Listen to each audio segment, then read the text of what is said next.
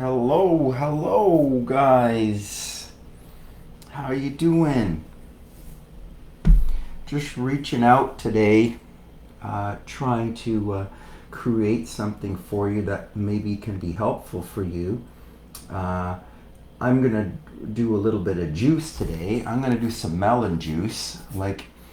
In the winter time, it's kind of hard up here in the Great White North to always have fresh fruits, but melons, I'll do these melon juice daily because they are just super rehydrating for the body. And I want to tell you that hydration is the new nutrition. It's actually the old nutrition that we got to get back into. I tell you, if you're over 40, this is what you really need to do.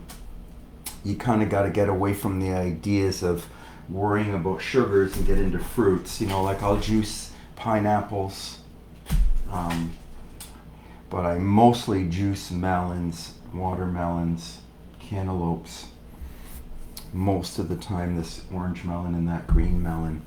But just to show you how simple it is, I just got like a slow turning juicer. It's a small slow turning juicer. This is my third juicer. I've been juicing for about a dozen years now, and I love it. And I love this slow turning juicer. But if you want to make for a lot of people, like you want to try to get it for the whole family, then of course you might want to get into like a bigger juicer than that. But if I'm going to be cutting open a melon and juicing it up, I just cut them in half like this. I just cut them in half like that, and then I just scoop out, the seeds that are in there, and I'll just maybe grab a bowl here, and I just throw all of those seeds out of there. And it's compost. I mean, if you got the garden, awesome. That's the best way. Put it in the garden. I have to compost that stuff. I wish I had a garden that I could throw all my compost in, but I don't. But I still get my fruit on daily. And in the wintertime, when you need to have fruit, well, I tell you, cantaloupe is the way to go. It's delicious as a juice. Like sometimes in the wintertime, the cantaloupes aren't maybe quite as sweet or not as nice, but if you juice them, they are great all year round. And I think even reasonable, the orange cantaloupe around here is one of the more reasonable sort of fruits. Bananas, I do a lot of banana smoothies and a lot of cantaloupes. And then I'll just grab things on sale. Like these pineapples were on sale this week. So I grabbed 2 big pineapples this week. They were like $3. Amazing sale. So it might be pineapple season a little later here in the fall. So look, see, I just first I cut it in half, and then I cut it in quarters, and then I just cut it into bits like that. And I keep the skin on it. Right, and then I'll just cut them this way, down the middle there, so that I've got kind of 2 pieces. Like I'm just cutting them small so that they can fit into my juicer. But I'll just put them into my juicer with the skin on them. I'll turn that sucker up, and I'll just drop those bits into the juicer and just feed them through like that. Right, so I'll juice a whole melon. I'll juice a whole melon daily. I'll drink a melon daily for myself. And if I'm, sometimes I split it with I give a glass to my son. But pretty much I do a melon myself daily. Like a watermelon, that's probably a couple of days. Watermelon, so half of it one day, half the next day. But I drink juice all through the morning. Like I think that's the best way to start your day. I say start your day every day with the lightest foods, like the first things that you think, the first things that you say, the first things that you do, the first nourishment that you put inside of your body, the first thoughts that you put inside of your body, the first things that you say. These first things that we do, these are important things for our day. They really affect the entire system for the day. So if you can start the body with the very best fuel right at the beginning of the day, and I say the best fuel is the lightest fuel.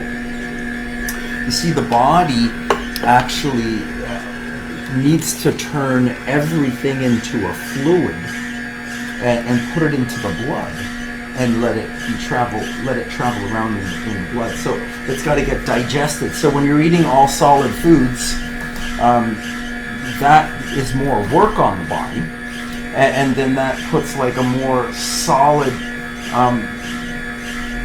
material, or a less fluid material of nourishment into the body. So it's more work for the body to kind of get its nourishment that way. If you can get the nourishment, rather than thinking of nourishment as protein, carbs, and fats, macronourishment, macronutrition, I want you to start to think of micronutrition. You know, that's where we usually think vitamins, minerals, and water. Superfoods, herbs, spices, elements. These are naturally occurring things that have a natural energy, the natural energy of life, or the natural energy of creation. That creative energy, that's life force, that's an electron. That's like oxygen carries an electron. If you eat foods that are high in oxygen, you're putting like active electrons in your body. That's not calories. That's not caloric energy. Now, if you cook the food, then when you heat it, the oxygen gets released, the hydrogen gets released. You break the bonds when you heat it. That's why, you know, not uncooked foods contain the natural electromagnetic energy, the magnetism of the earth, and the light of the sun. That's electricity and magnetism. So we want to try to get as much living foods or natural foods or foods that are still in their nature. They haven't been denatured by heat. Heat takes them out of their nature. They change. The bonds, the chemical bonds change. So heating makes a big difference on what it is that you're consuming. If you can consume it without heating it, you're just getting the energy of the sun. The sunlight. The tree captures the sunlight, photosynthesis, and captures the light, the electron, in the fruit. It captures the energy of the electron in the fruit. And so when we eat the fruit, we get that energy. We also get that fluid rehydration, the potassium and the sodium, the electrolytes that are necessary to pull fluid into the cell. Like that's like interstitial fluids. We want to put fluids into the cell, not just run water through the body. This is the kind of fallacy. We're dehydrated, so we think, oh, I gotta drink more water. You drink more water, it makes you go pee more. Okay, so you drink more water, you actually end up dehydrating yourself more. Like drinking more water is like great for cleansing the body, but for rehydration, it's fruit and fruit juice. That's how you rehydrate your body. If you're over 40 and 50 and you're having some aches and pains or having problems with your body weight, I tell you what the problem is. You've got a dehydration problem. From a lifetime of eating cooked and processed foods, which we all have done, we've all got this muck and mire sort of stuck in our bodies. And we all require some cleansing for our bodies to function optimally again. So we're trying to get the body back to optimum, pain-free. We want it to be high in energy. Well, I tell you how to do that. You do that by starting the day with the lightest foods. So juices in the morning, smoothies in the afternoon, fruits in the later day, and then into the heavier things like nut butters. I like peanut butter and honey.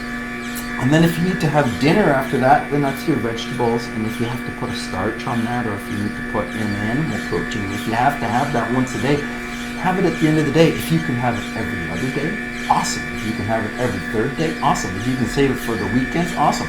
It's like you got to challenge you to kind of go a little bit further with your nutrition. And it happens slowly. Like, don't try to do it overnight. It's not about being perfect. It's about meeting your moment perfectly, right? It's about doing your best. Right, here I am. There's some cantaloupe juice. I love it.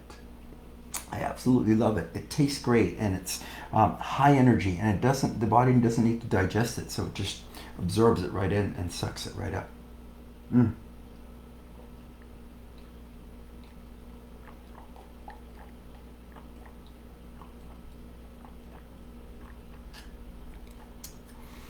Like, truly delicious. It'll inspire serotonin and dopamine in your brain. It'll make you think happy, healthy thoughts. It'll energize you. It'll cleanse your body. It'll detoxify your body. It'll rehydrate your body. It'll give your body what it really needs. The blood sugar goes up, but it comes right back down because the fruit goes directly into the muscles. It doesn't even require insulin. Don't worry about all those things they say about sugars and worrying about sugars. Fruit sugar is different. That's fructose. We're switching from glucose eater to fructose eater. That's the shift that every human needs to make. And when you do, your health's going to start coming back to you. Hey friends, I don't want to keep you too long. I just wanted to get on and show you how to do some juice.